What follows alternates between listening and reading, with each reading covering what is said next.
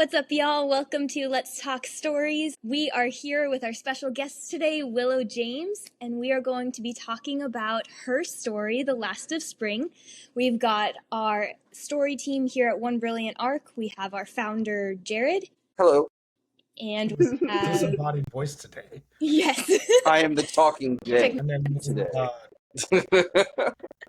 And then you got me, Charles, over here. So Yes. hello. So thank you all for being here. Thank you so much, Willow, for joining us. I'm very excited to talk about this story and hear what your ideas and inspiration were behind it and your goals for this story.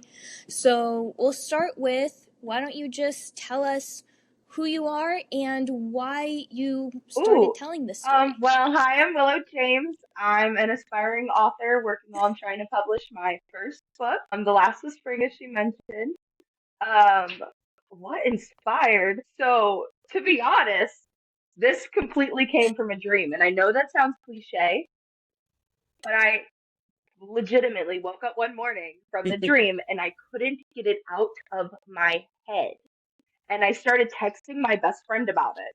And she was like, if you're going to go on about this, you need to start writing it down. And then came my 23-page outline. Yeah, I just spiraled. That's pretty neat. There's so many stories that are like that, though, where when you have a creative brain, a story will just come to you and let you know that you need to tell this story. You've been entrusted with it. You need to tell it. And that's 100% how it felt. I was actually in the middle of writing a different story, and this just took over. Jared, I'm going to let you take over diving into all the questions and everything because you are a better host than I am. Fair. You did great, though, for the record. You did not butcher it at all, so great job. So, first, understanding where the motivation came from, the other question I like to dig a little deeper into is who the book is for. So, like, in your mind, who's the ideal person that would buy this book? So, I would say people like me who do want the fantasy aspects, but like to have things a little bit reversed. And a lot of things that I tried to do within this story is reverse things just the slightest bit so they felt different and less predictable than your average. Because that's my problem is I predict a lot of things within stories and it drives my family crazy. So I tried to come up with a way to make a story that still felt very your normal fairy fantasy with little twists on it. Very nice. Very nice. So the next part of the next part of our thing is we usually try to find out what's the parts of the story is there a part of the story as you're working on it that is currently keeping you up at night? That you're just like, I wish I could figure it out or could make it make sense. I wouldn't say so. I kind of struggle with this is a whole universe I'm creating, and I worry that the universe isn't believable. Mm-hmm. Okay. And I try to work in little things like they have their own game in there, like their own version of Truth and Dare, and that kind. I try and work in little things like that to try and make the world feel more cemented. But because I've read the story 8,000 times and have had it play in my own head 20,000 times more than that, it feels so real to me that I'm not sure it's coming off real to others. Yeah, I get that. I think that's a common problem for a lot of writers. I know it's a problem for me. Rereading my own work recently, I read it and I read it and I read it and I'm like, oh, this is the fucking greatest thing ever. But then I'm like, it's the greatest thing ever to me. So I wonder if other people are going to think it's great too, or if it's believable, if the world feels lived in enough. So I totally get that. That makes a lot of sense. We're going to hopefully see if we can help a little bit of that with that today. I also love the idea of creating a universe. I think I'm all about creating connected universes or multiverses or whatever you want to call them. I'm all about that. They will tell you that. I like doing that. I think almost every project that I've ever done is somehow connected to another story in some way, shape, or form. So if this goes how I want and I get to keep writing books, there's 16 other books outlined. I'm creating a universe. Okay. Ooh. Yeah. That is intense. Yeah. That's a lot to also get through. that's a mountain to look at, Oh yeah. to climb. Oh yeah. So, And all those outlines are about the same length. They're So before we dive into the meat and potatoes of the show, I think I say that every time. I'm just gonna make that a part. you do, but it's okay. It's a Just trade. yeah, I think I'm just gonna keep that in there from now on as the thing. But before we jump into that, we do the pitch. So this is the part where you pitch the story, give us a description, I guess, or summary of what your story is, back of the book blurb, whatever you want to do. You can say genre and all of that. Anything you want to include, up to you. So this is something else that I kind of struggle with, but here we go.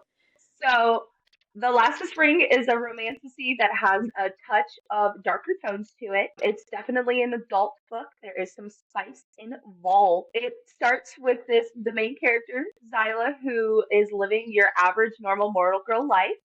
She is in college having a blast, and then her 21st birthday comes up and literally her entire world changes. She gets completely flipped from being just your average girl to suddenly she finds out that she is a lost princess of the Fey realm. Within this, she has to figure out if she is staying in her new home or if she's going to go back to her mortal realm. She gets into a lot of unfortunate situations, like getting engaged to the Fey prince that she doesn't know because they tell her she has to having to figure out how to fit in a whole world that you barely knew about. It's a lot of fun. There's a lot of balls. There is a lot of trope flips, which I think is a lot of fun. And that's where I'm at. I suck at talking about it, but I love it. That was great. It's You did great. You really did. I love the passion. I love the excitement for it. great. I love it. It's great. So, okay, what we're gonna do now is what we call officially now it's called the meat and potatoes. So that's the name of it. But it's where we talk about what's working, what needs improvement, and all of that stuff. So we're gonna start with the what's working, what we felt connected to, or any of those things, and we'll go from there. For me personally, I do what I always do. I write it down in notes, and then I'll just read you what I wrote instead of rambling on about as I tend to do. I will go last and allow the team to do their thing. Charles, would you like to go first today?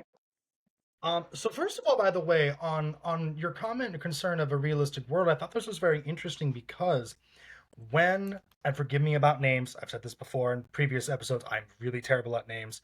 So if I get the names mixed up or I go like shorthand references, please forgive me. I don't mean disrespect. But when the knight meets with the lady servant and they're talking about cleaning up the protagonist, it was interesting that the dialogue actually felt much more realistic than I would usually see in these kinds of situations. So you're on the right track there. About all that good jazz. Okay, we'll get into that in a second. But for the most part, personally, I was reading the outline and reading the story. I did have very Guillermo del Toro vibes. I was just talking to Jared and Jaylon about Guillermo del Toro earlier today. I'm a very big fan of his work, and the idea of just a fairy world I thought was really, really interesting, and making it a story about a gal who's more or less, I'm using shorthanding terminology here, being a princess, and now she has to do the court stuff. That I thought was really interesting. Instead of kind of going on the fairy tale, now she has attendants and this and that. At least the vibe I was getting, I hope I'm correct, was much more about learning the ways of people of her other bloodline, more or less, this other part of her, which I thought was really, really different and really interesting. I was like, okay, yeah, and I was really on board for that, and I really enjoyed that, and seeing where that was going, I was like, okay, okay. I can also see as well that you were definitely really, really in your zone because most of the writing is actually very, very good. There's the details I had on the technical side of things, very, very small. They were very, very solid, which is very good. And I will say that when the sample we read, got to the fairy world, it really clicked up. In fact, if I can find this one particular passage of the fairy world, I thought it was absolutely fantastic. Okay, here it is. Here it is. The grass was shades of juniper and shamrock. The trees stood as if held by a sacred lore, and the flowers leaped from the earth, bursting forth to greet me. Very good. I like that. So when we got to this material, I was like, oh, okay. And interestingly enough, and I'll get to this a little bit later here, it kind of reminded me of your plot and where it was going and the flavor of everything. It reminded me of the Wizard and Glass, which is the fourth book in Stephen King's The Dark Tower series, which is one of my absolute favorites.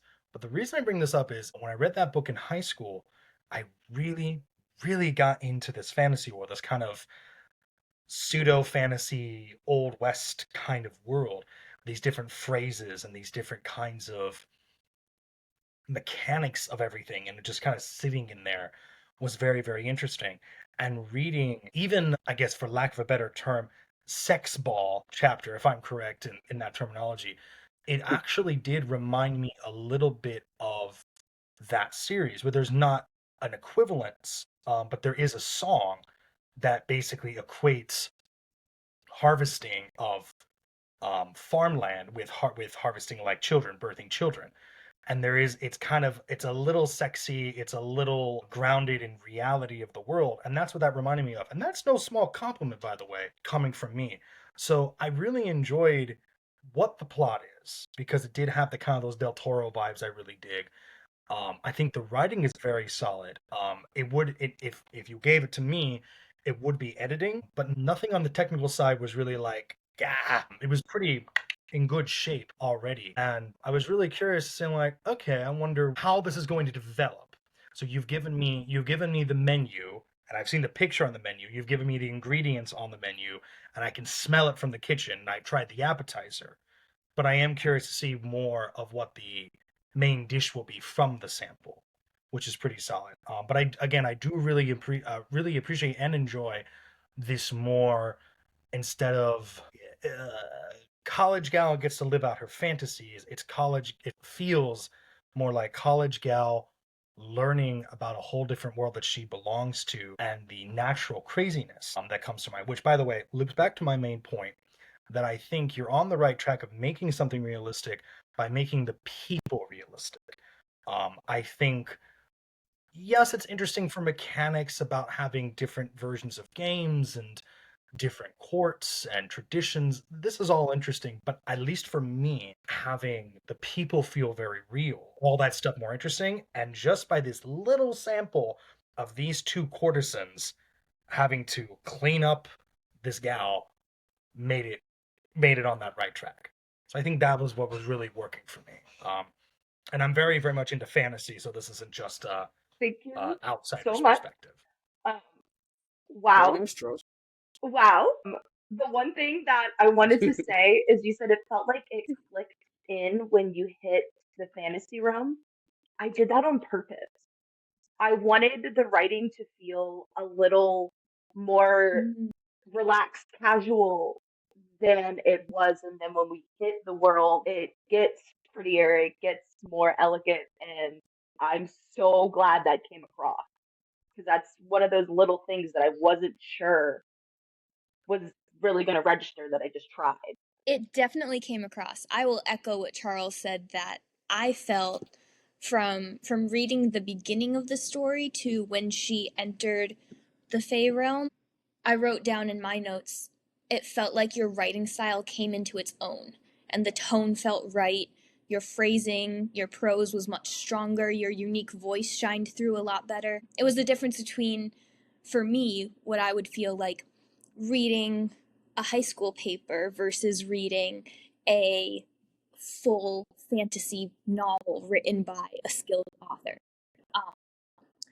I do have a note about that in the different ideas for even making it better, but I'll stick to all the things that you did well in this, because there definitely were some. And I will say, I forgot to say this when we opened, but this isn't just like us reading you our feedback. This is a discussion. This is like every time you drop those little hints, like what you just did, telling us what you were trying to do and then giving us even more information about it.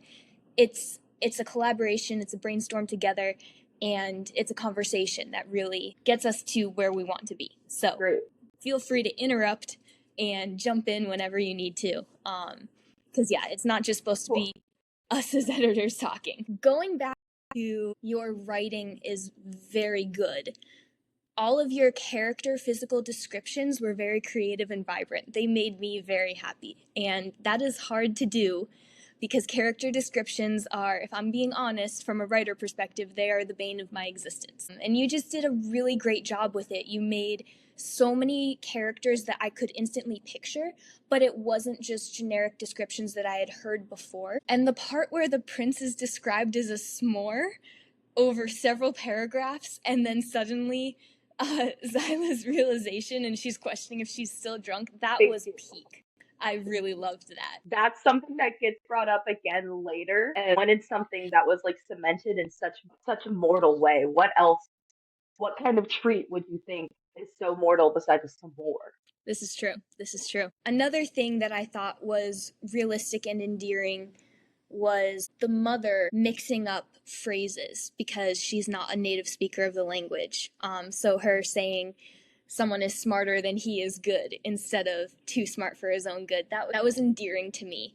And I felt was very realistic of how, you know, when you aren't a native speaker in a culture trying to understand it, it sets a really good tone for helping us to understand even more what Zyla will go through when she has to figure out her new world. Yeah. So very good job there. One thing that you guys are missing because I didn't send you this is, I mean, you kind of get in the beginning, but the mom is from the Fae world. In the prologue, which I didn't send you guys, that's kind of more cemented. So her not knowing is because she's from the Fae world. That is a question I was going to ask later. Good bits of information there. And yeah, the different phrases that you use in your prose are just really well worded. Like trying to stop a mom from worrying is like trying to stop the waves in the ocean. That was very good. And again, this is me personally because I am very much this personality. But I really like that you gave your protagonist the personality of I live my life governed by an intricate system of rules, not only imposed by my parents, but ones I've crafted for myself. These are the rules I needed to maintain control, to stay anchored in a world that often feels unreal. That was a very good bit that I latched onto because those rules felt like, to me, it would either feel like I can relate to this and so I want to keep reading, or I don't relate to this, I want to understand more about this, so I want to keep reading. So I really appreciated that unique personality and also the way it plays into the story as it develops. The other thing that from opening to later, the contrast of your opening starting with someone having the best day ever, and then it quickly becomes the worst day ever. Those little contrasts are very artistic, and they help make your story even more vibrant, even more visceral for your readers. So very good job on that. And the other thing, I'm just reading through my list right now because I have quite the list. Your seasons, the different courts being different seasons, and then the pacing being all these different seasonal balls was very good pacing technique. It keeps things moving forward, gives harmony to all the little details that sometimes feel disconnected. It gives you a really great structure to work with to introduce all these different details. So, good job there. The other thing, this is going back to character descriptions. And I know this is a conversation that we had because as humans as well as creatives, we all got in our work group chat and just you gave us a very good conversation to talk about. So thank you for that. But the realistic bodies being portrayed in a fantasy novel is so very much needed. Featuring your females having realistic body types that are reminiscent of how I feel living in my world and people that I see, people that I love. And I think you just found again, your character descriptions were on point. Having one of them described as adorable matcha muffin was the best visual and made me so happy inside. Showing those different ranges of body types and sizes, that was one thing that made me believe in your world even more. Because even though most of these characters are fae, they still felt relatable to me and my life. It was really refreshing to just see all these characters in a genre where all of them are very stereotypical and very much, everyone's ripped, everyone's very, very sexy.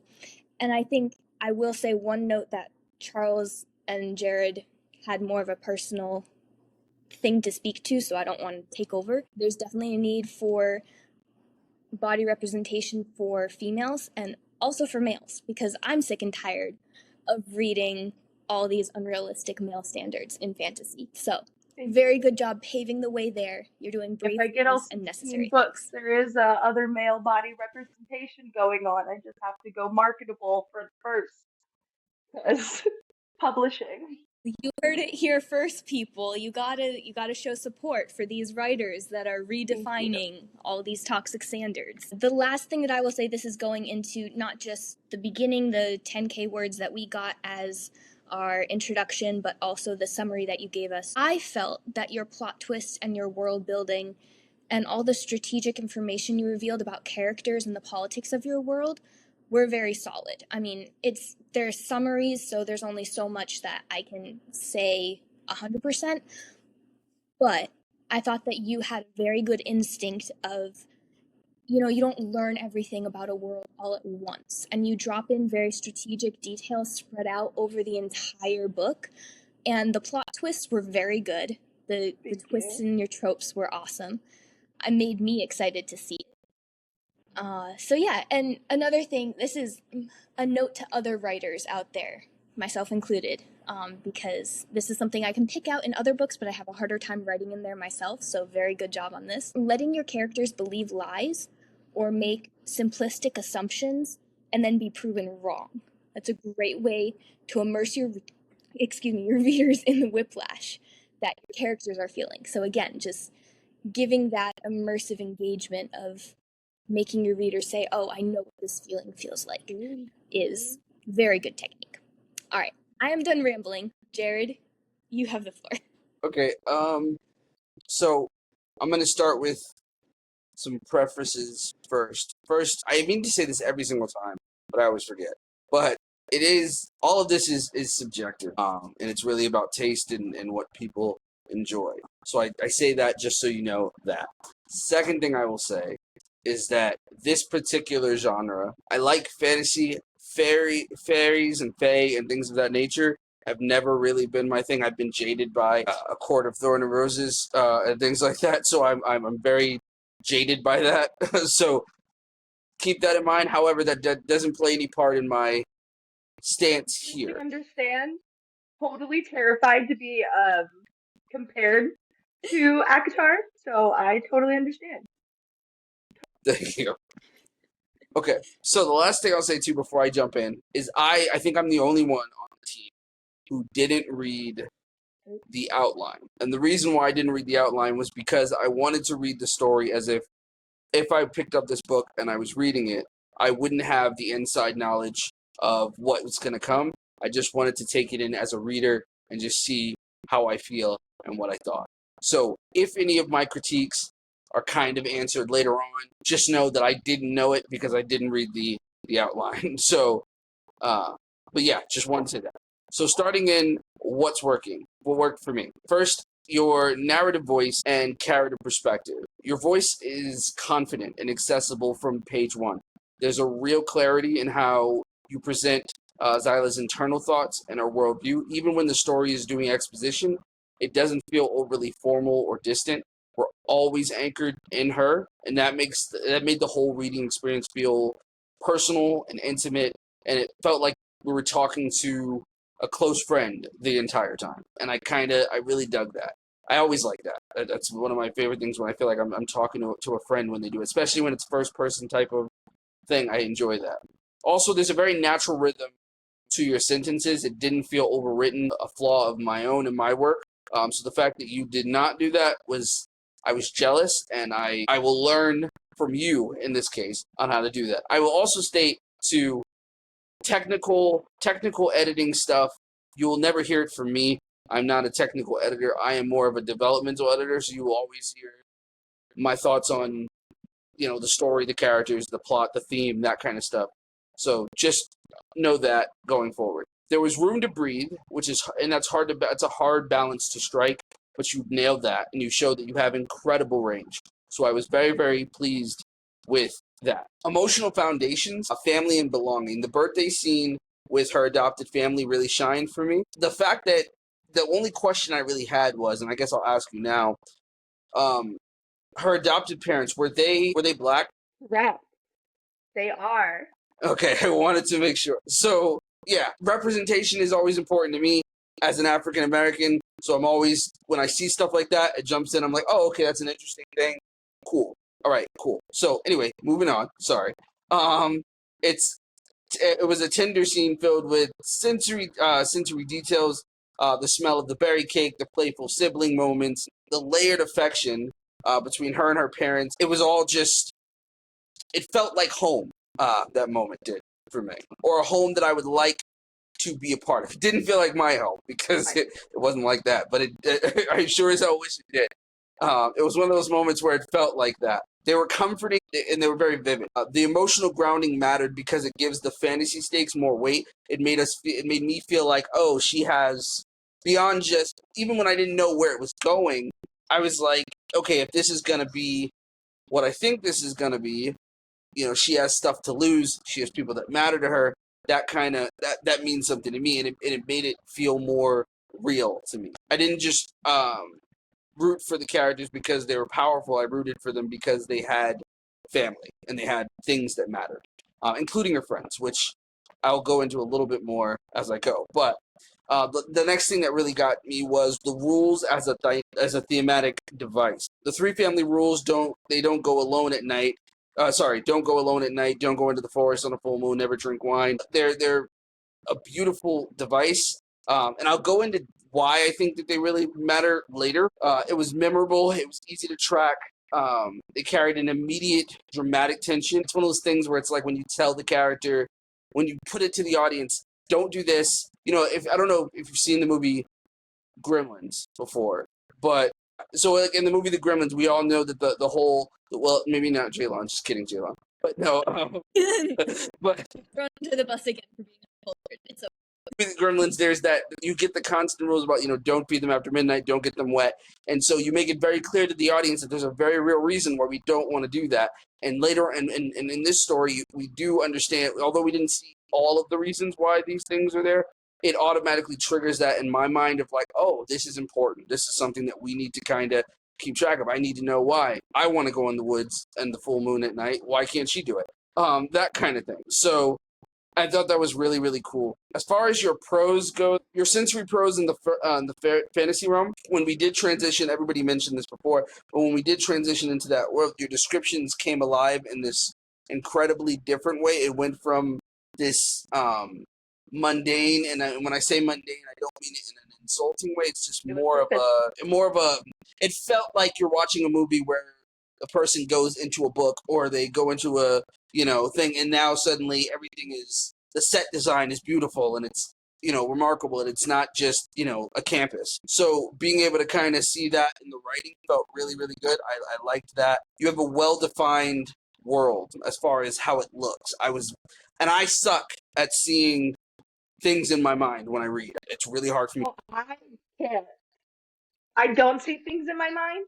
So I actually feel like I sometimes struggle over describing things. So it's really comforting hearing that other people that don't really see fully in their heads can still understand where I'm going. For sure. Yeah, so for us ADHD folks who find it really, really difficult to grasp non-visual things like books, this worked really well for me. So that was really great. The friendship dynamic, the way that you introduced the friend group felt affectionate, felt natural. Each girl had their own specific personality, their own history together. It felt lived in. It felt like these were real people that one might know. It wasn't just that they were close. You also gave them like their inside jokes, these unspoken rituals, the way that they looked out for each other. It was all very, very interesting. Leonis, am I pronouncing that right? Close, Leona. Leonis, okay. She especially she especially jumped off the page for me. And we always talk. I think we talked about that before with another writer. Sometimes you will have a character that is meant to be a supporting character, or that is meant to be the background character, but they shine in a way that it's like, whose story is this? And whenever we were talking about her, I really felt that's what I kind of got the feel of. I was like, I want to know more. I want to see more stories about this person because it's kind of interesting. But then it did the whole fantasy switch, and I was like, oh, now ooh, shiny. So, He's back. Don't worry. fantastic. I love the friendship dynamic. I did think that was a really cool thing. It gave me kind of Sex in the City vibes, and that's actually, oddly enough, I actually really like Sex in the City, so that's like a good thing as far as I'm concerned. But like, not everybody is a big thing, but I enjoy that show a lot. So it's a plus for me. And then the emotional honesty around the assault. So this part is difficult, but it's important to highlight because you wrote basically an attempted assault scene, and you wrote it with care, clarity, and emotional realism. It felt like a real situation. I wasn't expecting it, so this more goes into what could be improved, but I'm not going to bring it up later, so I'll just bring it up now. Just throw a trigger warning in there in the future, because in a way it worked, because it was kind of like when these kinds of things happen in life, they are rather abrupt, and you don't really see them coming. It's not, so I felt it for her, that moment, but it was also, early in the morning, and I was just like, I was not expecting this to happen right now. But nonetheless, you handled it very well. It didn't feel exploitive. It wasn't glamorized. It didn't seem like one of those things where you just threw it in there for shock value. Yeah, exactly. Yeah. I tried a couple different ways to get her to end up in the forest without having to do something so dramatic, and just nothing felt like a big enough push to make somebody who's lived by these 3 set of rules her entire life to break it. Yep. Could I interject on this matter, Jared, for a moment? I did really appreciate later on in the Fae world, she actually does mention, it's my fault that I'm here because of this whole situation.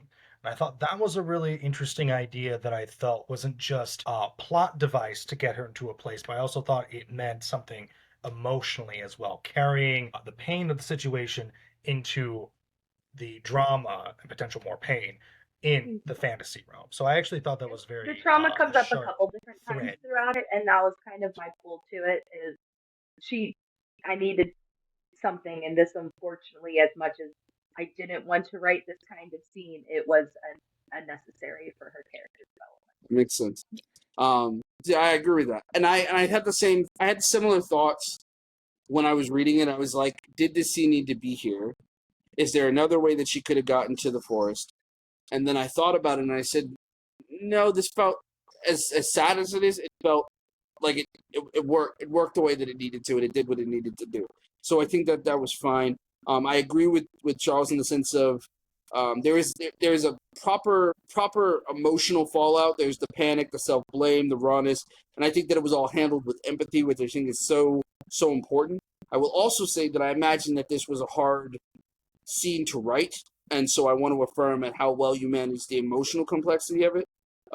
That scene, more than any other, is where I think the rule-breaking themes really land. It's not about rebellion. It's about how the world can violate you no matter how safe you try to be. And that gives the whole story a lot of emotional weight. So those were the things that I thought were really, really working. I thought it was really, really great as far as that goes. And yeah, that's my thoughts as far as all of that goes. That was fun. Now comes the dun dun dun part. No, but now we dive into what could be improved. So Charles, if you want, you could take us away. Okay. So I've been thinking about it. I try to organize all my stuff, my thoughts, so it's not a book length ramble here. But I have mainly 2 points, and I want to ask one question first. This is the much more important detail, so I'm going to get the more important detail first. Though, again, as Jared said, I do want to clarify. I am a guy. If I was not Latino, I would basically be a cis guy. So please keep this in mind that men ruin everything, especially cis men will ruin everything. Understand that perspective. My perspective is not the dominant thing. that needs to be kept in mind, especially if I'm not the target audience or anything to that end. And I will clarify too, the things I'm after, it is not about changing to suit, again, this very limited perspective of stuff. It's an idea of making sure that the candy you have is the most iconic on the shelf, that no one can resist grabbing it. Instead of, so for example, it's just a chocolate bar. No, it's a Wonka bar. So these kind of descriptions is what I'm trying, my suggestions. But all that aside, I do have a question, and I think I know the answer to this, but I do want to just double check because I teach kids all day. My brain is kind of shot. How does your protagonist change? And by this I mean, does she change to learn about the realities of her world and that there is some really hardcore stuff in this world that she wasn't privy to? Whole part in it where Okay. we'll get into it. She goes into the mortal world again. Her friends come back and kidnap her back. And during that process, she ends up breaking the third rule. And the third rule kind of unlocks her brain kind of to see like, this is my world. And when she comes back, she starts to see it from a very different point of view. And the characters help to be like, yeah, so here's the little things that you've been missing and why you need to change the world. Here you go. Okay. All right. I thought so. So to this end, this is less of a conceptual conversation and more of an execution conversation. Again, just from my personal feelings. I felt a little in the first chapters. One of the reasons why when she arrives in our fantasy world and everything just went whoosh to those stars here was, for me, I personally really struggled to really get into this character and her friends, because so when she's talking about like her house, it's not a mansion, but it's moderate. It felt, and again, I've seen some really bad stuff in my life, so take that with a grain of salt in terms of just for me. But it felt like, I don't know, I feel I've seen this kind of, not spoiled, I think naive, I guess is the better term, character before. So I kind of struggled where it's like we're talking about drinking and partying and shots and that kind of material. It doesn't really click for me. However, I see where you were going with it, so I was like, well, wait, maybe this is the something setup I'm struggling for the rest with of the roller coaster. because it is a setup. It is 100%. Everything is supposed to feel very mundane and ordinary. It's something you've seen before, and then it becomes not. Mm-hmm. And I so like I understand. Yeah. So to this end, and because this is the much more important thing than my second point, I think this can just become a conversation about, again, we're going to go back to plate food metaphors here, of presentation of the plate, where maybe in the editorial process you just need a napkin to kind of clean up the edges of the plate just for a little bit. We're talking like real fine dining here, example. Because I see what you're doing, but I think maybe there might be a way just to tighten it a little bit more so it kind of goes down a little bit to where you can eat your cake and have it too. But I do see where you're going with it, so I think that's solid. I also think a part of what y'all are missing again is that I had to make the decision of sending it with the prologue or without the prologue. And it is because if I sent it with the prologue, you guys wouldn't have made it to the Fey Realm in 10 days. So I decided not to include it in my submission to you guys. And the prologue is the day that Zyla had to leave the Fey Realm. It is from her mother's perspective, and you get to see her adoptive mother take her into her possession. And then we kind of get to see the mother's death, and the story starts when Zyla's in college. So there's a little bit more like pull in the beginning that you guys unfortunately didn't get to see. But I also still agree that I need to condense down those first like 4 chapters because I get bored reading it. So I still agree that it needs to get condensed down. But I also think if I would have been able to send that prologue, you would have had a little bit more pull in the beginning and then got the boring chapters and then got a pull again. Yeah. So to this end, I will say straight up, both from my own expertise as well as Jaylon editing OBA articles that I've done, we know exactly what you're looking for then, which is basically to say this much in this many words. It can be done, not easily, but it can be done. I've done it a million times. Jaylon has done it a million times, and she's done it for me, and she's done it really, really well. So that's there. The second point, and I will skim through this a little bit. For me, unless I was reading it wrong, unless I was remembering it wrong, which is possible. And again, I'll ask a question just to make sure. Am I correct in saying that there is a love triangle between a protag, the good prince, and the Correct, but bad you boy prince? will have them mixed up. The people that you believe are good and bad right now are not the good and Okay. bad right now. Okay, which is very good, very solid. I will say then, for me again, I personally am not very much interested in love triangles, not because I think they're inherently wrong, nor do I think they're inherently unentertaining. And I think it's solid here too, by the way. There actually were details. I was like, oh, that's interesting. When I was reading the outline, going, oh, okay. Specifically, without spoiling anything, squeezing of a certain body part during a meeting, or tap dance around that. I thought was like, oh, okay, all right, I see where you're going with this. Very interesting. For me, I'll kind of backtrack this a little bit. One of our prior submissions, actually, side note detail here. This is a little bit detail. I could be wrong about this, but your knight, who I thought was good, I did like your knight. The knight pops up. He comes in an armor, right? Like a metal armor. Is that correct? Okay. I want to make a suggestion. I could be wrong about this.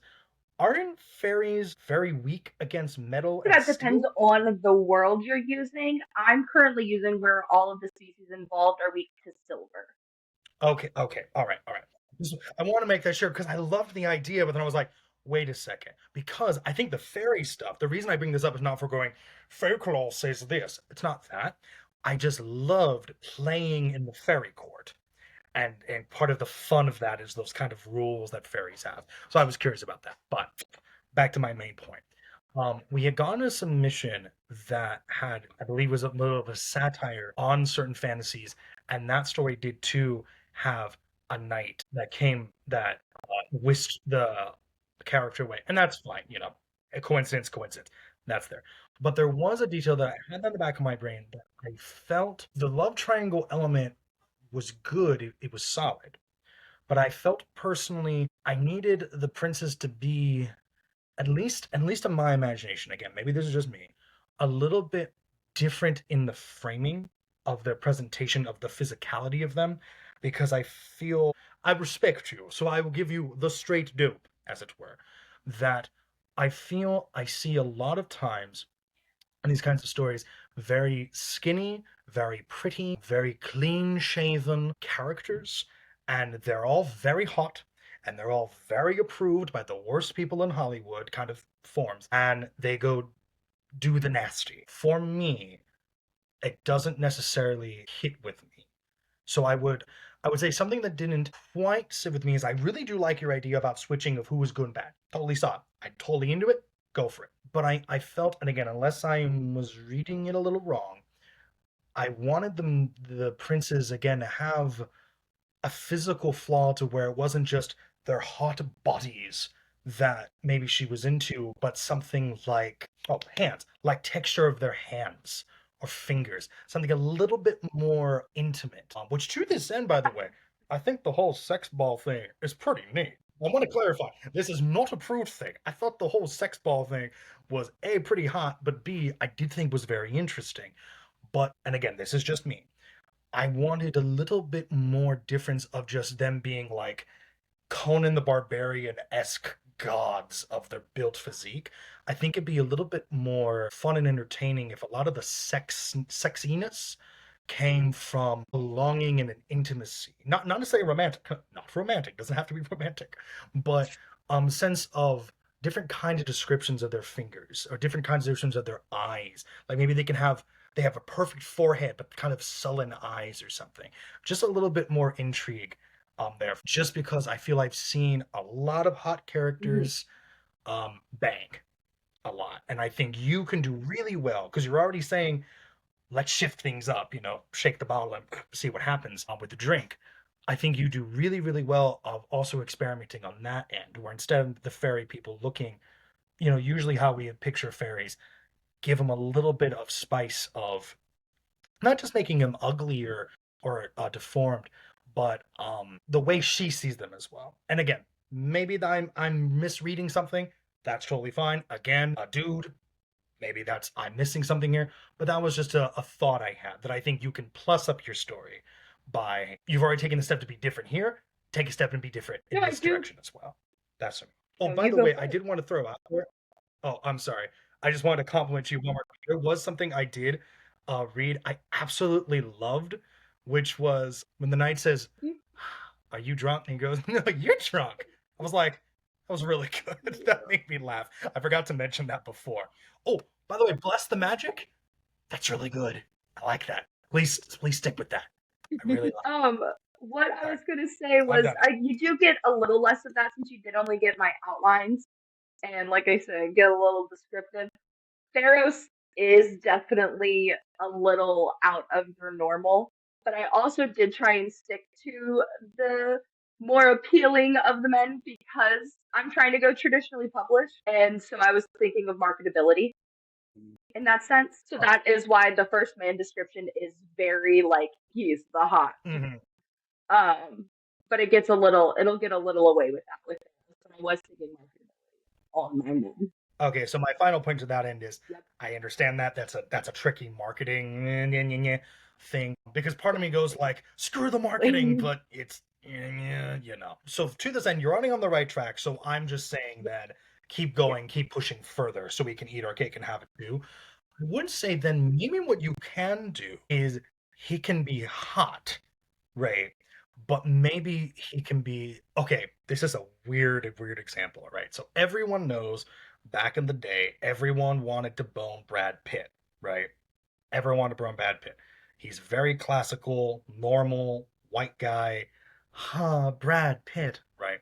But now, today, we have Diego Luna, right?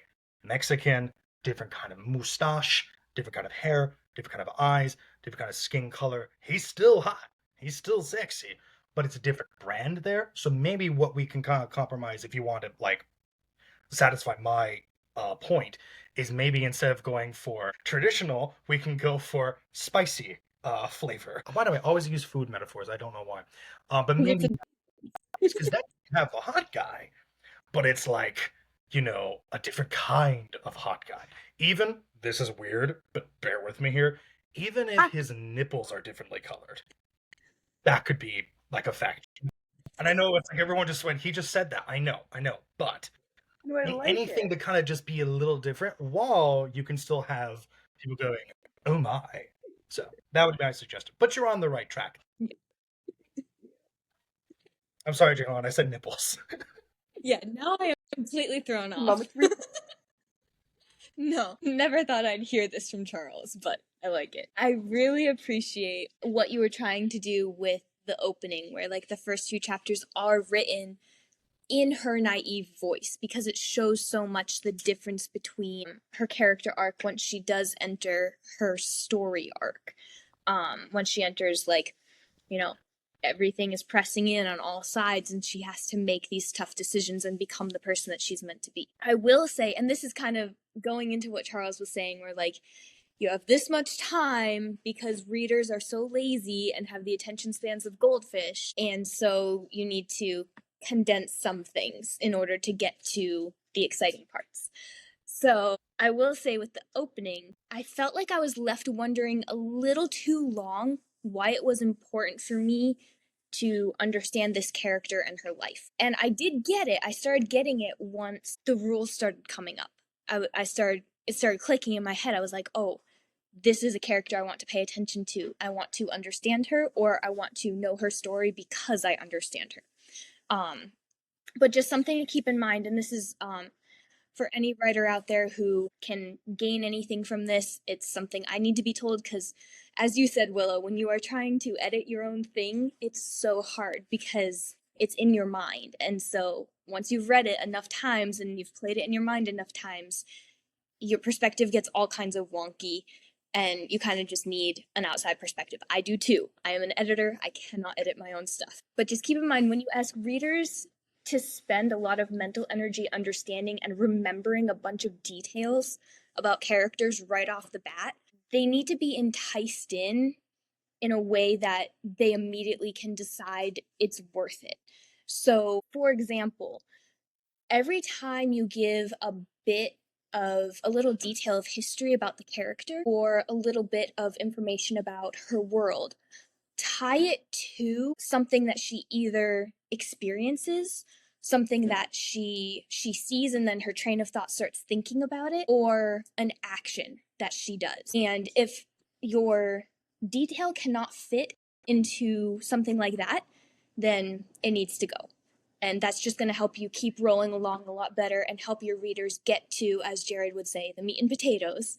And then they can kind of be enticed in to realizing why they need to understand this character, why it's important for them to spend all this mental energy getting into your story and remembering everything they need to keep up with it. And this kind of goes into the second thing, and this is, again, very much your first few chapters where your writing style was more, as I said before, and this is not to be mean because it was purposeful, but it felt more like a high school paper of what I did over my summer. I felt like that tone is okay, but you just want to make sure that your exposition doesn't get info dumpy. And that's kind of like to my last point, just like keep that pacing going, but make sure that as you're using that tone, you're not also making it slow down the speed of your pacing.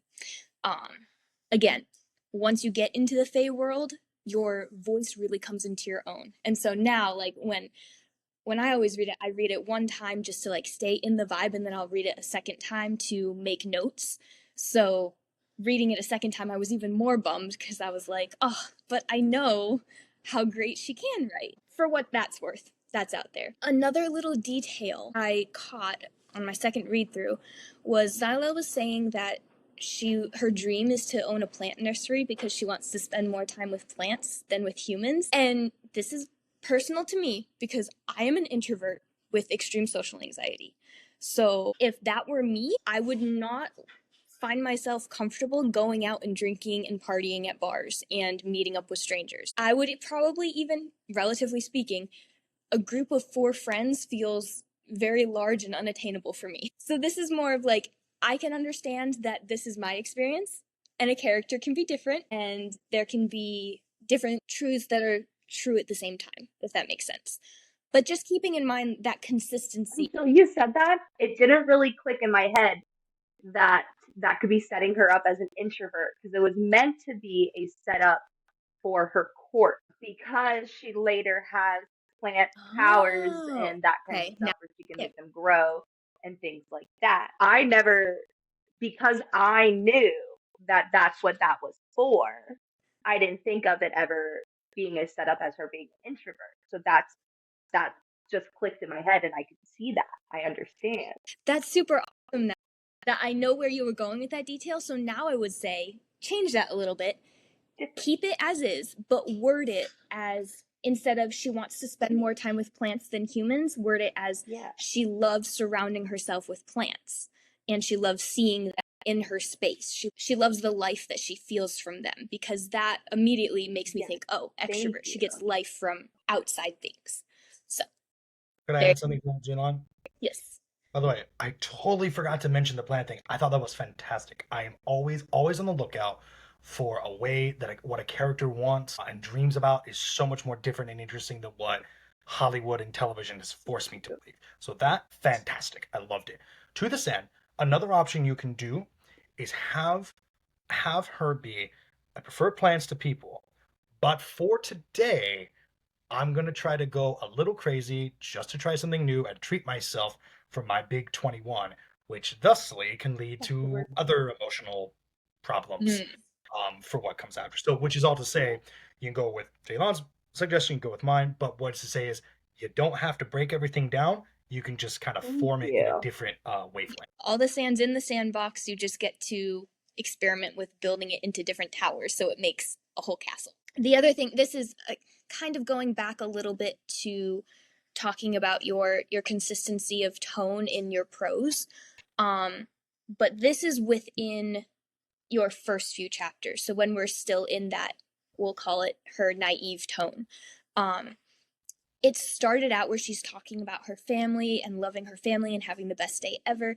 At first, the picture that I was getting in my mind was, this is a super wholesome, sweet story. And then once we got in the bar, I was like, okay, this is not the innocent character I was picturing in my head. So again, that can be purposeful, and both of those tones work, sure. So just make sure that when you make those tone switches, it's not jarring for your readers, because again, readers are lazy, and once they've put in enough work understanding a character, if that starts getting broken down in a way that is jarring for them, they might give up entirely. Yeah.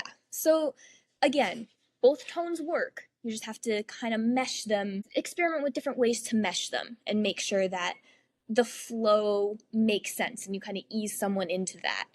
Give a couple clues early on, like maybe she loves her parents so much, but she always has to make sure that as she's so comfortable with them, she still has to remind herself not to tell them about some of the things that she does on the weekends. Little things like that can, like the smallest detail can change everything. I can already think of a couple places where I can throw things in like that. Perfect. This is a bigger thing, not like just a little thing, but more of a conversation of, I felt myself questioning right up until she was in the Fae court whether this world that we were in was actually our world, or whether it was a portal fantasy, or whether the entire universe was kind of a parallel universe. The mortal world is essentially the same world, but if we had different species just different species within it. I think it's within that first few chapters it mentions that there's 5 different immortal species. In a couple other chapters you find out there's also 4 other mortal species, and it is supposed to still be set in our world, but if that makes sense. This is why I struggle with the universe build up, because she goes to Greece. I wanted it to feel very set in our world, and then suddenly not. And that's why I'm struggling. Yes. Okay. So, to that end, I did see on my second read through, I saw a couple hints that you dropped that I really appreciated you dropping. I just kind of want you to double down on those hints so that you don't get your readers second guessing if it was actually a hint. So one of them was Zyla thinking that maybe the rule of don't go into the forest when there's a full moon was because her parents were scared of werewolves.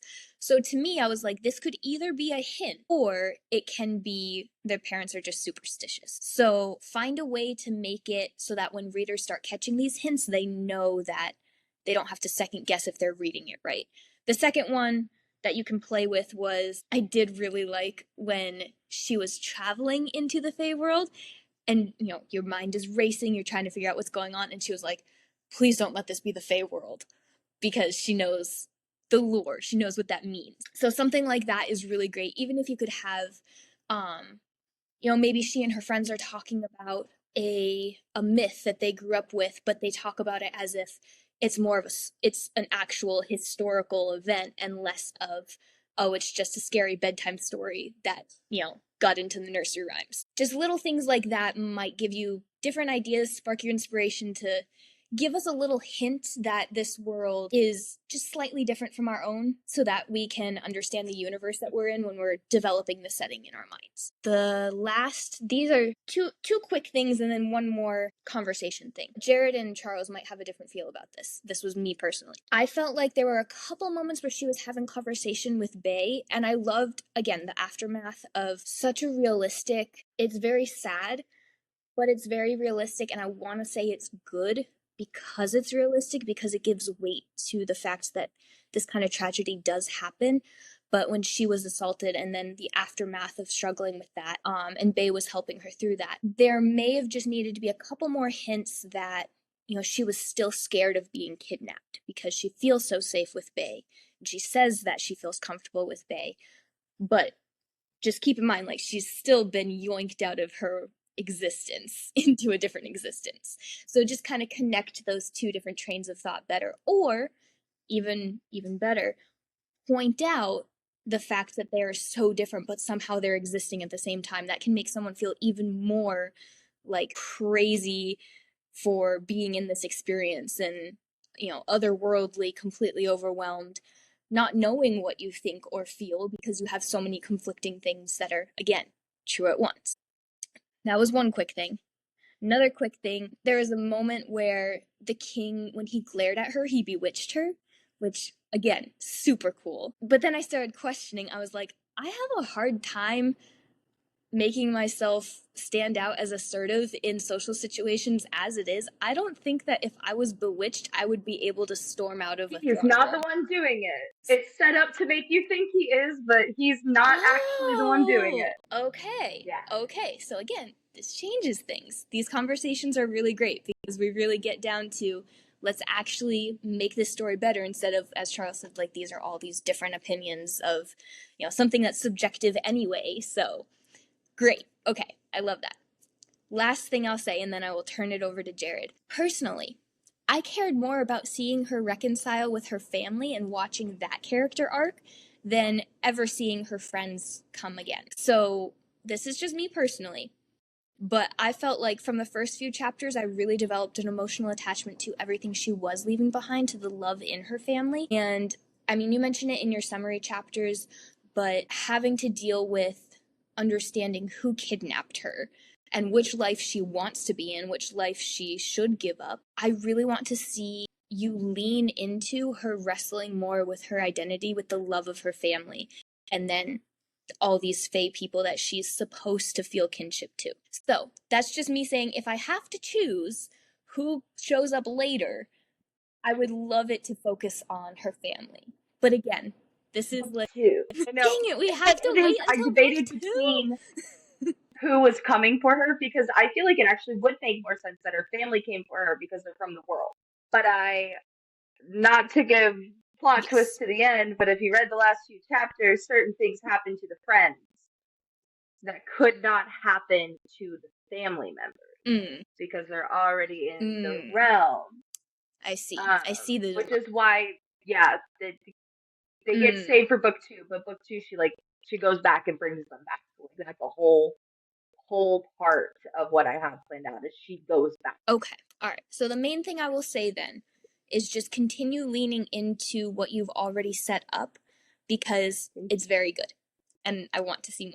All right. That is to wrap up all of my critiques. I'm passing it over to Jared now that I've rambled on. Jared, you are still there. Yes, I am. Yeah, Sorry. right. I did mute for a second because, again, apparently it's a running thing now. I did smell fire, so I had to go and figure out what it is. But if somebody's this One more time and I get a free hamburger. I know.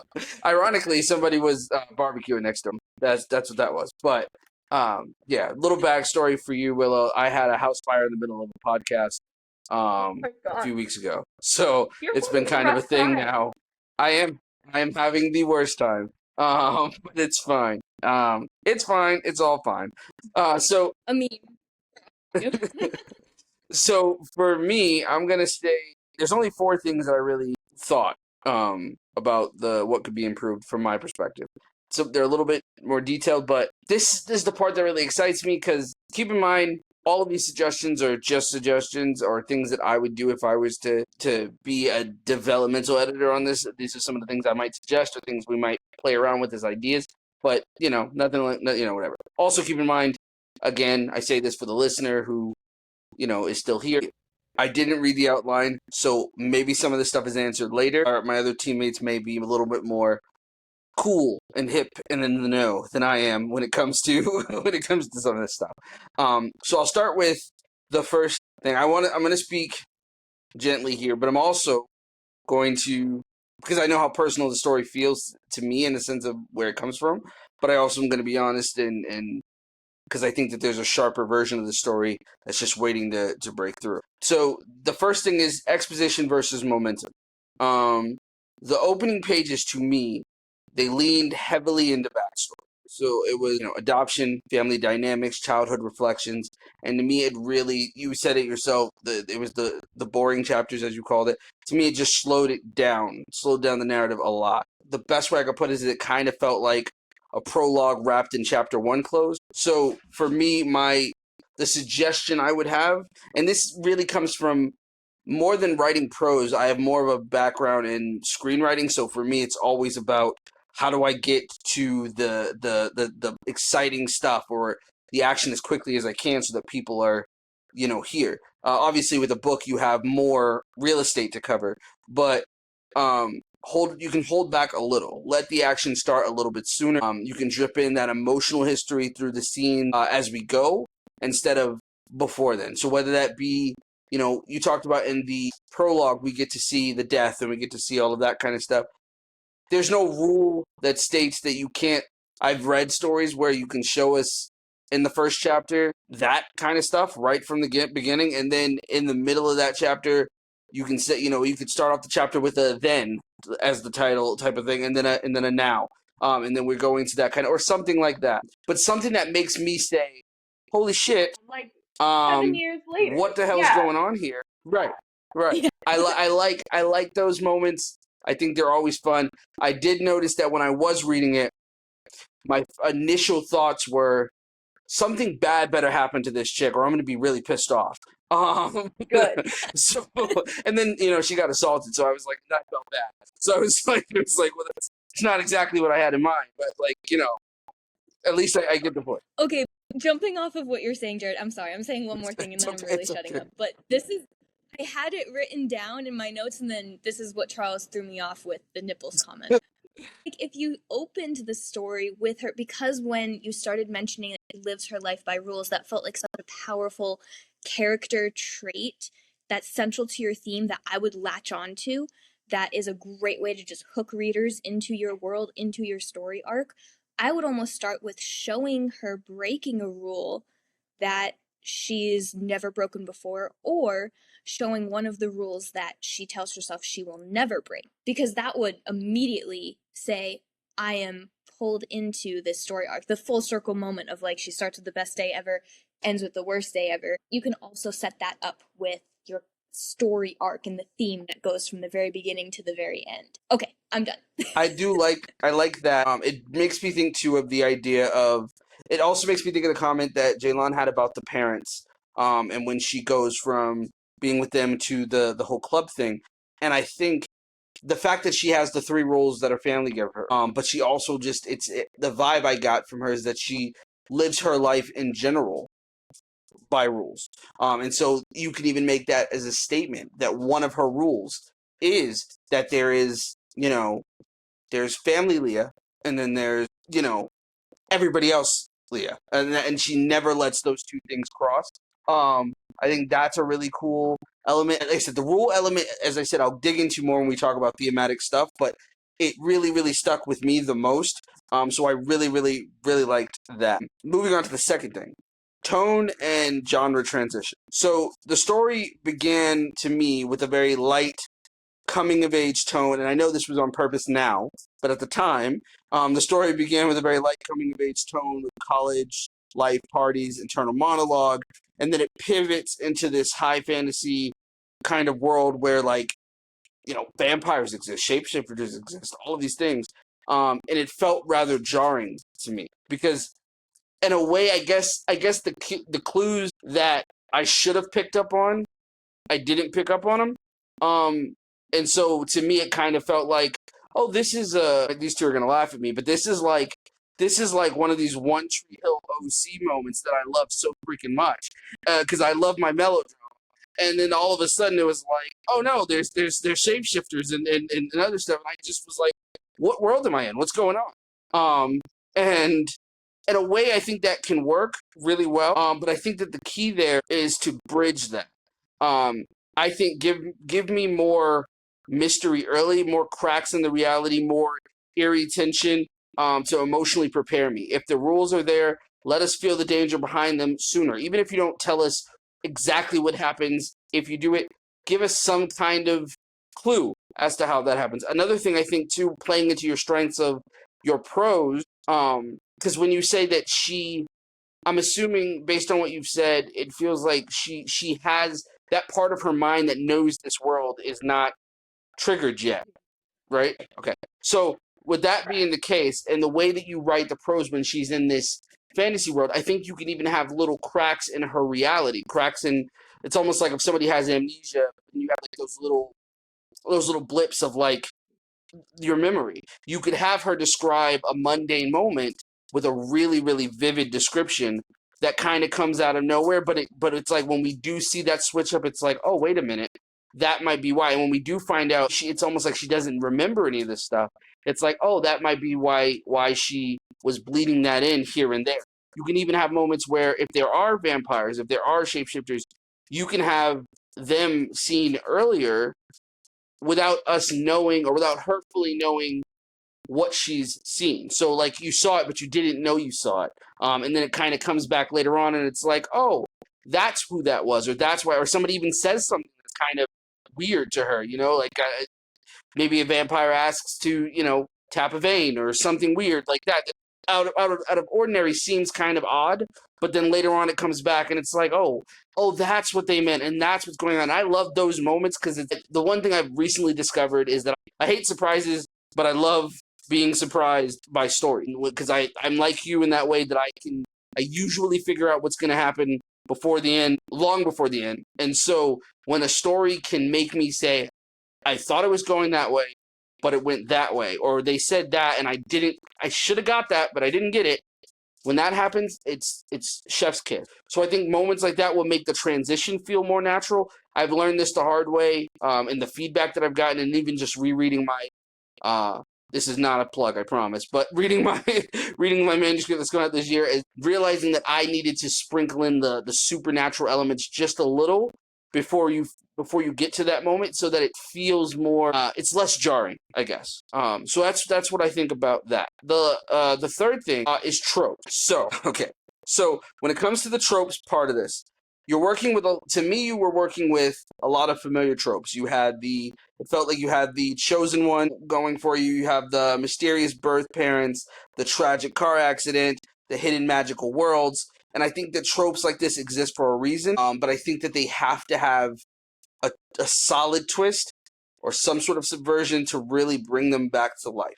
Because I did not read the outline, I don't know if these tropes are subverted any more than they did, but in the chapters I read, they all felt rather predictable to me. And it felt like, oh, this is kind of obvious. Oh, she's going to be that.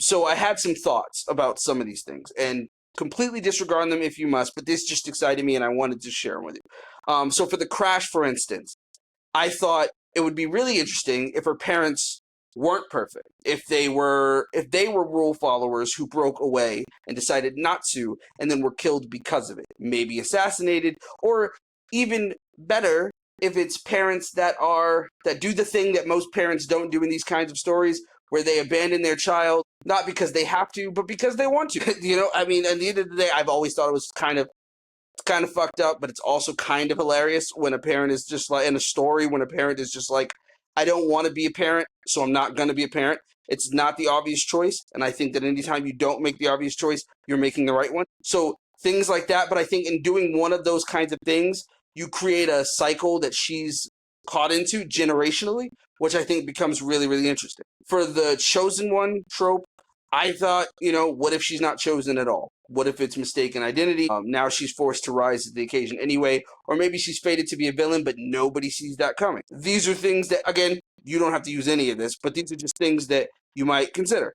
Already, don't. And it may be already in there. Remember, blind. I understand, and that's kind of what's fun right now is because where you read it is supposed to be very predictable feeling, and so far everything that you've said, I'm like, yep, tap that there, gotcha. Don't worry, it's coming. That's perfect. That's good. What I would say is if some of these things are on the right track, I would find ways to leave some breadcrumbs earlier on, so that way it intrigues the folks like you and I that say, oh, I got this figured out, to the point where we're like, maybe I don't have this figured out. Because I do know that sometimes, especially me, because I don't have a lot of patience for books. A lot of times I like reading, but I don't have a lot of patience. It has to really hold me. So if I feel like I have it figured out, I don't always give it, I would rarely ever give a book 6 or 7 chapters if I feel like I have it figured out. Do you know what I mean? So if you could put some little things in there that are like, maybe I don't. Maybe I think I have it figured out, but maybe I don't, so I'm going to keep reading to figure that out. That would be really good for us ADHD readers who really bounce around on books. So Jared is giving this time limit to put it into. Yes. 4 chapters.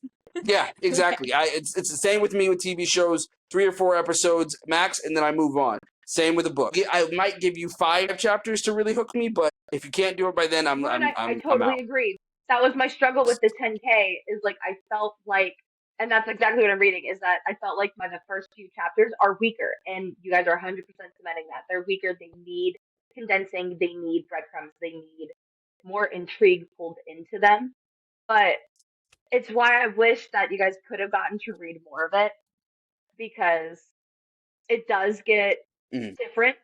But what I had to give you guys was basic, but I gave you guys the basic because that's how the story is set up. Okay. Well, I'm excited. When you're at the point where you want to like grab your readers and shake them because they don't have patience to be, get to the good part of your story. This is your test run to say, this is and okay. This is the deadline. The little things that I already had in the back of my head, you guys were like, "Yep, these are the things." Right. There and you I go. think that I think it's good too, because Jaylon and Charles are examples of Charles. I say this with absolute love and absolute admiration, but Charles is the distinguished reader, and he's merciful to an extent when it comes to things, and I feel like he's a better reader than I am. Jaylon is more empathetic and kind and patient in reading than I think I am. I feel like I myself am the worst kind of reader, because I'm the one that books were not made for. If every book was 2 chapters long, I would be the best reader in the world. But I get really bored with a book really easily. So if you can make a book that captures me and it doesn't make me say, okay, I got to put this down and I don't want to read it anymore, then I feel like this particular conversation is great because you have a spectrum of the kind of readers that are going to pick this up. And the suggestions that I'm giving are just more of the ways to make sure that you capture us bottom of the barrel trash readers. I'm just kidding. As I said earlier, I way more lean that direction in readers than I do the others. Sorry, guys. But like, even as an author, if it doesn't catch my attention quick enough, I'm putting that crap down. I have more important things I could do with my life. If I'm deciding to read a book, I'm not writing right now. So I totally get where you're coming from. And that's exactly like, that's all right. I'm going, like, after this, I'm going back and I'm reworking my first 5 chapters. That's exactly what I needed to hear, is that the type of reader I am, it's not working for. So I need to go and fix those 2 chapters. Makes sense.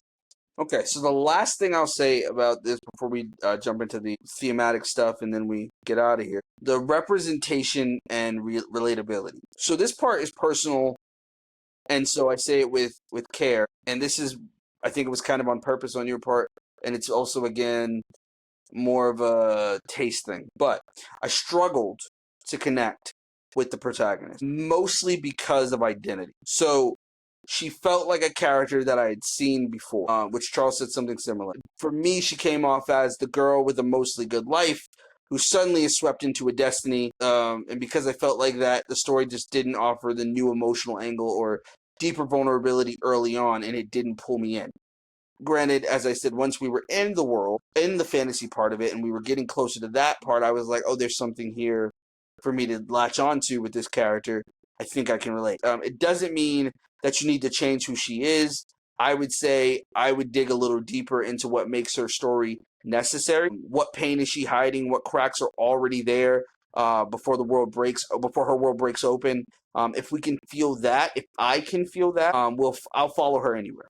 If I see her, the best way for me to describe it is if I can see you're human, or I can say your human is showing, and I can see that, those are people I connect with. And I do understand that the reason why she has this, perfect day, the best day of her life, all of that stuff is a contrasting thing to what's about to happen to her. And in that part, I understand. But even in that, and it could just be because I was having a shit time in life. So seeing her have a great time in life made me say, I really don't like this person. But like, it wasn't even that I didn't like her. It was just like, I cannot relate to you. I'm not going out and having the best time of my life. My foot hurts. But no, it was overall, I think that when you do show a character's humanity and the not so great things, whether it be, I also had a question of like what her dad and mom did for a living. Just when they brought out the 4 tickets to Greece, I was super pissed because I was like, what do they do for a living? They don't edit stories, I can tell you that. I was just thinking, like, whether it be, I don't know, whether she gets a transcript, a copy of her transcript and its thing, or she goes on, she gets academic probation that she goes and maybe she puts it behind her because she's gonna. Today is not about that. Today is about having this birthday, but showing something that shows me this person is a human who gives me an end to who she is, and her life kind of sucks sometimes, and she's not always happy and not always great. I feel like it would just make her a lot more relatable to a larger audience than just I don't know, I say this respectfully, but just like the typical white girl in college. So that's what I felt like with her. I wanted to connect, but I just couldn't in that way. So that would be my suggestion for that. To piggyback off of what you said earlier with like show the side that she shows everyone else and then the side that she shows her family, having that rule in her head be, I need to act like everything is okay, even if it's not, because tonight is about it's supposed to be okay and I'm supposed to be having the best time of my life. Just again, like little things like that, just to spark your inspiration, get the wheels turning, and you might come up with something even more brilliant. Can I latch onto that a little bit? Because I do like that idea. I like that a lot. I like the idea because, again, this goes back to the rules part of things. Like, are you familiar with the Vampire Diaries? Okay. So the TV show in the pilot episode, the first episode, you have Elena who goes on that whole thing about how, like, it's a little cheesy because she's doing it in a journal, but the point, it still stands of, like, today I'm going to smile, today I'm going to do this, today I'm going to do all these other things. And she's doing it genuinely because she cares more about everyone else and how they feel than she does even about herself and how she's feeling. Even though she feels like crap inside, she wants to make sure everyone else is happy. I feel like this character would be a character that would be able to sort of say, I love my friends, I love my family, and a big rule for me is to make sure that they are happy, that they don't have to worry about me. Considering the fact that her parents died, that would be an automatic thing that as a child, an orphan, you're automatically going to think that your adopted parents are going to constantly be worried about you. Everybody's always going to be worried about you a little bit more than they would be if you were biologically their kid. So that being a rule for yourself of making sure you never give anyone a reason to think that you're not okay.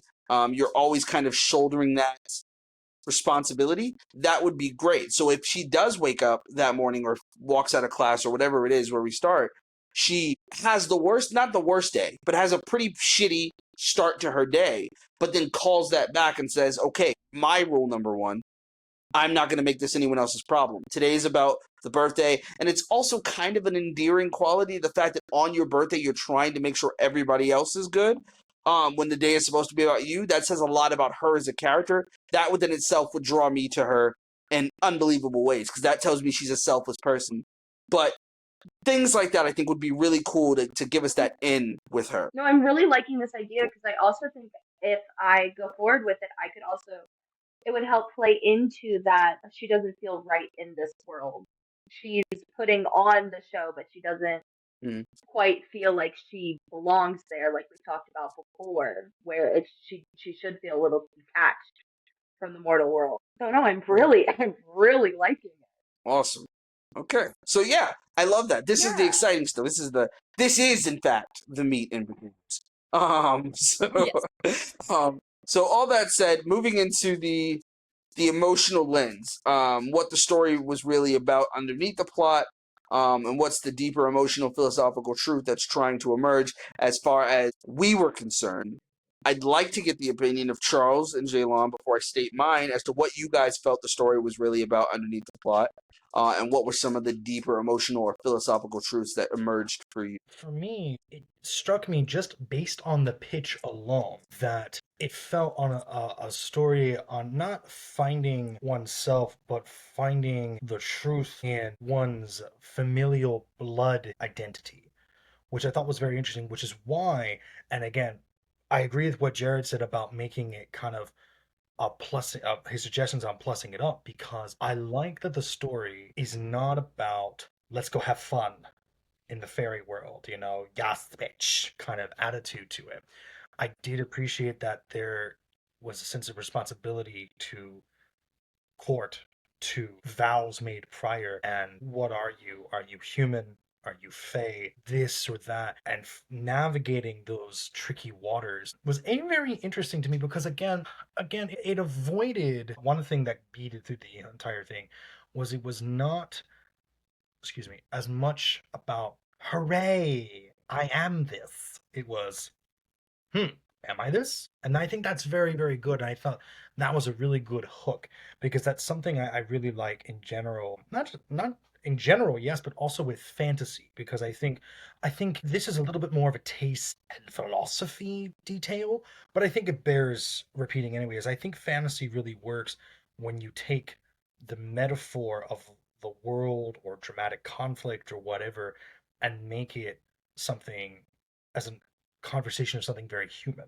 So, Dorothy getting flung off to Oz is, fantastic and whatever, but her understanding more important things about who she truly cares for, that's the real meat and potatoes, food again, of that piece. And it still works. Same thing here. Instead of it being about, now I get to go and find out about a fairy world only on Saturday morning cartoons, it did feel of learning more about herself in relation to understanding there's something more, not more to her of she's special, more to her of baggage and responsibility, which I thought was very, very good. And that was the thematic hook for me that I felt, despite everything that we've said of what works or needs a little improvement or whatever, was a beating heart thumping throughout the whole text. I will also agree. I caught on to the theme of identity, which, again,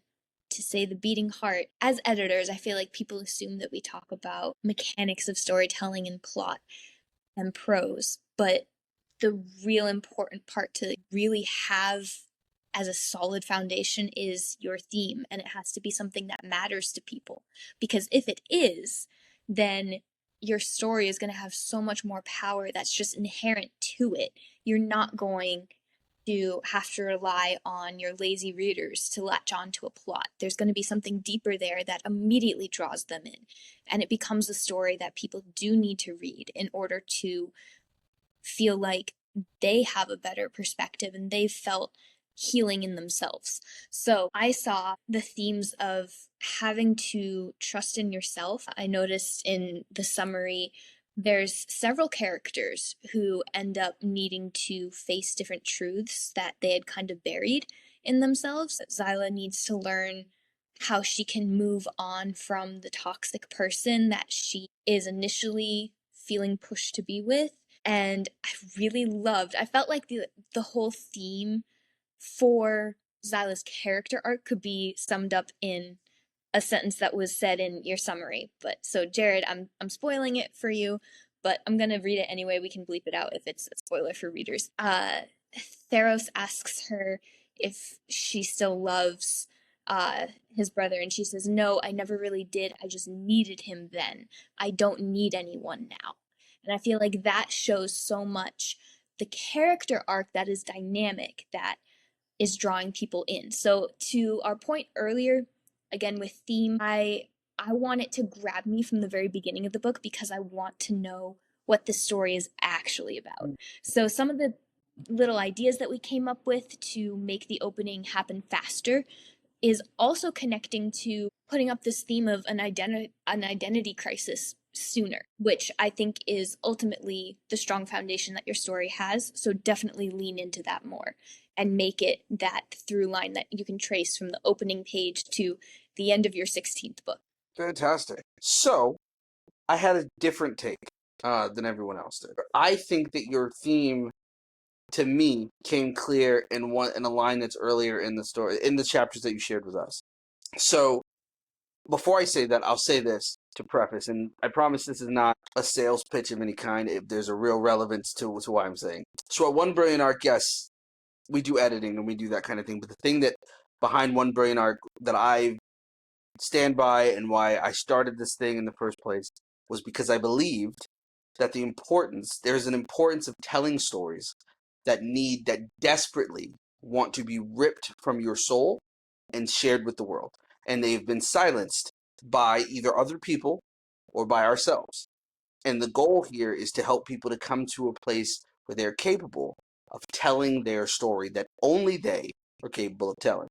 So saying that, it brings me to my thoughts, my closing thoughts, as well as my emotional thematic resonance thoughts. The closing thoughts will come after. So there was one line that stuck with me and has stuck with me literally for the last 2 days. And it is he made me a rule breaker, and now here I was alone, lost with nothing. My heart was heavy with the weight of my choices and the bitter truth settling deep within me.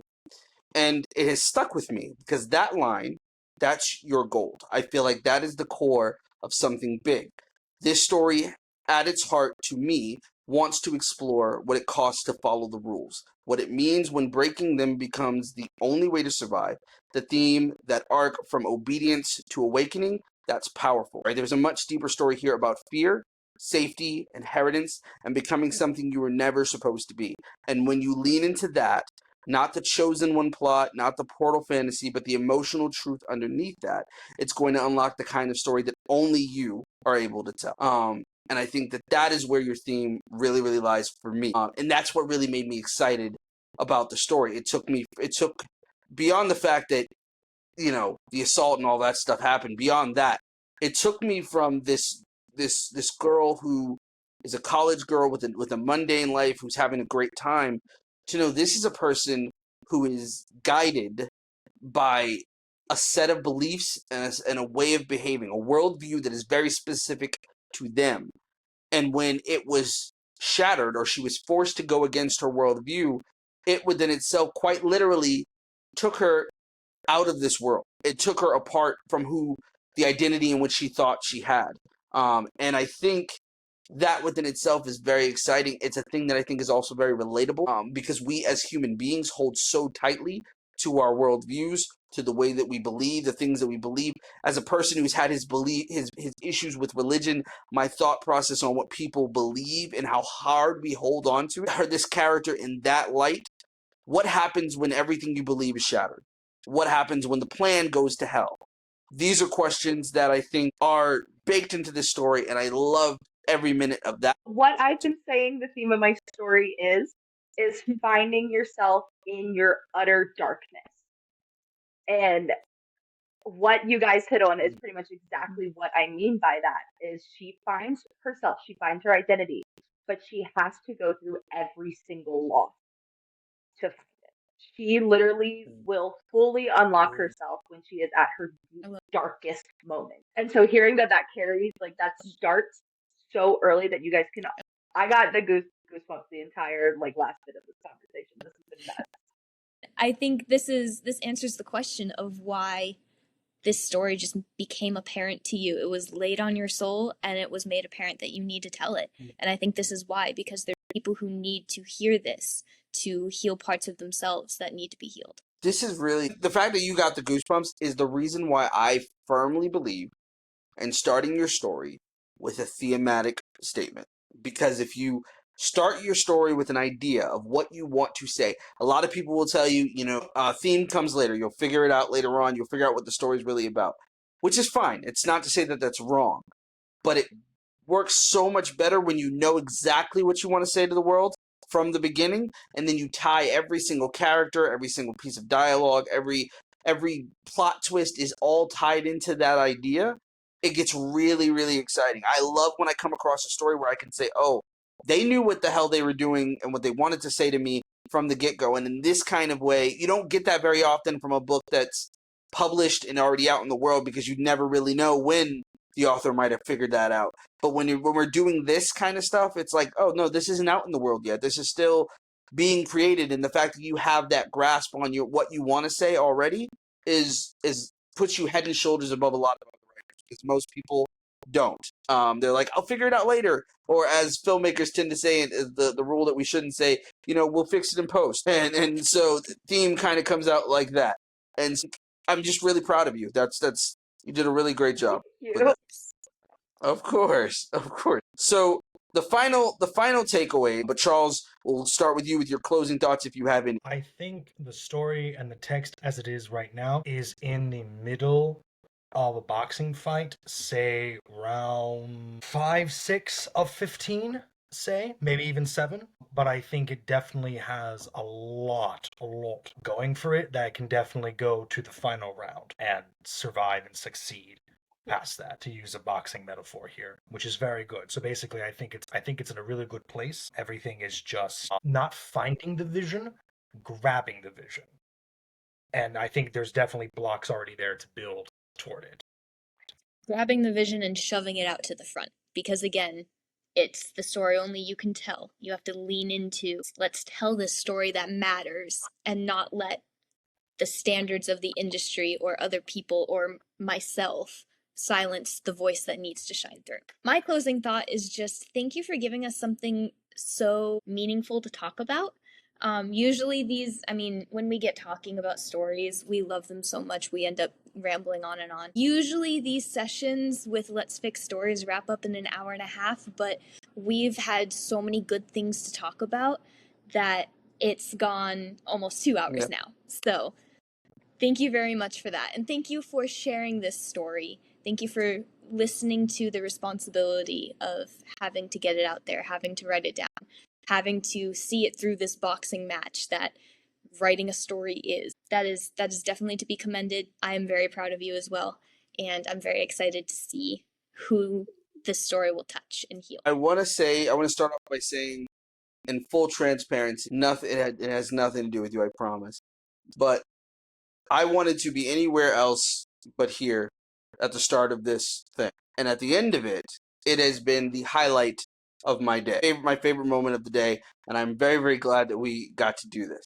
And I didn't realize how much I actually liked the story until we got into the conversation of this story. This is why we do it, and I love that we do it. This is the kind of episode that makes me glad that we do this type of thing. All that's to say, I also want to say thank you for sharing this with us. Thank you for showing us your humanity. Thank you for showing us your soul, because it's not easy to put your stuff out with complete strangers and say, hey, beat up my stuff and tell me what you think about it. That's not an easy thing to do, so you were incredibly brave, and we thank you for your bravery for doing that. It's clear to me how much of yourself you've poured into the story just in the short time that we've spent with you. There's a lot of your personality that I can see that was in this story, that's in you, and I really, really saw that. And that matters. The voice is strong, the prose is often beautiful, the world that you're building has real potential. What's exciting to me here is that you are really, really close. This isn't about starting over. It's about digging deep. I'm asking the harder questions, finding the twists that only you can bring, and pushing past the expected to uncover the emotional truth that's underneath everything. You've got something here for sure. And I think with a little reworking of tone bridging and pacing and theme, I think you're going to surprise a lot of people, not just with your imagination, but with your honesty. You've got real magic here. And now it's just about showing us why the story needed to be told by you. But yeah, fantastic, Willow. This was wonderful. I am really excited to see where this goes. We hope to connect with the material a little bit more down the line as much as we can, because this is a really fun thing to discuss. All that being said, is there any questions or anything you wanted to ask us that we can answer before we go? Actually, you guys hit on all of the things that were in the back of my head that I was questioning, that I wasn't 100% sure were carrying correctly. I've had a absolutely fantastic time. This is 110% what I needed to figure out where to go next, because you hit a certain point, especially with self editing, and you're the only person seeing it, where you don't really know where to go, and you need the other opinions, but to get the other opinions, you're sending people your work. So this is literally eye-opening. This has been absolutely fantastic. Okay. So tell everyone, if people want to find you or find when you're working for, do you have a thing that you want to share, anything you want to let them? Really the only easy way to find me is on TikTok. I share a lot of silly content on there. Most of it's author related. Some of it's just my goofiness that you've probably picked up on throughout talking to me. My TikTok is author at Willow James. Awesome. Yeah. That's how I got to know you and what you were working on was through TikTok. So yeah, definitely listeners, keep an eye on what Willow is going to be putting out there. You guys. For everyone who listened, for the listeners, thank you for listening. Hopefully you were also able to pick up some things in whatever projects you were working on that's helpful for you. We hope to have Willow back in the future, either when the book is closer to its completion or, when she's on her 16th book. We can we can talk about that one. But yeah, thank you for listening, guys. This has been Let's Fix Stories. I am 1/3 of your host. I'm Jared. I'm Jaylon. I'm Charles, all right. And we'll talk to you later.